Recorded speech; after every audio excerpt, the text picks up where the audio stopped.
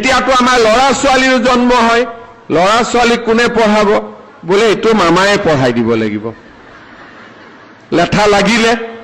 এতিয়া ছোৱালী বিলাকক আমি কি কৰিলো যে 11ত পঢ়িলে প্ৰত্যেক মাহত বেংকৰ একাউণ্টত টকা পাব তাৰমানে দেউতাক মাকৰ দায়িত্ব নাই আৰু সব ভাগিনবিলাক মোৰে হৈ গ'ল আৰু যাৰ যাৰ ঘৰৰ ল'ৰা ছোৱালী আছে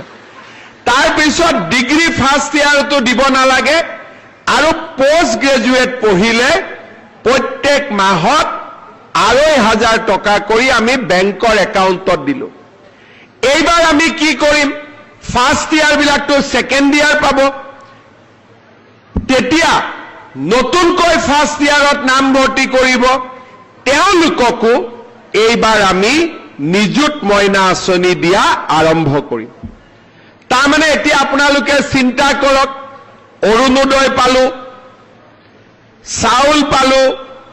5 লাখ টকালৈকে ট্ৰিটমেন্ট হল ৰেশন কাৰ্ডত চাউল পালো দালি পালো নিমখ পালো চেনি পালো আৰু মোৰ ছোৱালীয়ে পঢ়িব গলে মামাই বেংক একাউণ্টত টকাও পঠাব আৰু ক্লাছ 9ত যিবিলাকে পঢ়িব তেওঁলোকে চাইকেল এখনো পাব এতিয়া মই আৰু এটা মনত ভাবি আছো যে মেট্ৰিক পৰীক্ষা দিয়াৰ আগতে সব ল'ৰা ছোৱালীকে অলপ মাষ্টৰ এটাই চাই দিলে ভাল হয় তেতিয়া ল'ৰা ছোৱালীয়ে ভাল ৰিজাল্ট কৰিব পাৰে কিন্তু দুখীয়া মানুহে কেনেকৈ ল'ৰা ছোৱালীক টিউচন দিব সেই কাৰণে যিমান ল'ৰা ছোৱালীয়ে মেট্ৰিক পৰীক্ষা দিব 6 মাহ আগৰ পৰা তেওঁলোকৰ বেংক একাউণ্টত মই 300কৈ টকা দিম যাতে মাষ্টৰক আমি টিউচন বা ঘৰত গাঁৱত যোন ল'ৰা ছোৱালী অলপ শিক্ষিত ল'ৰা ছোৱালী থাকে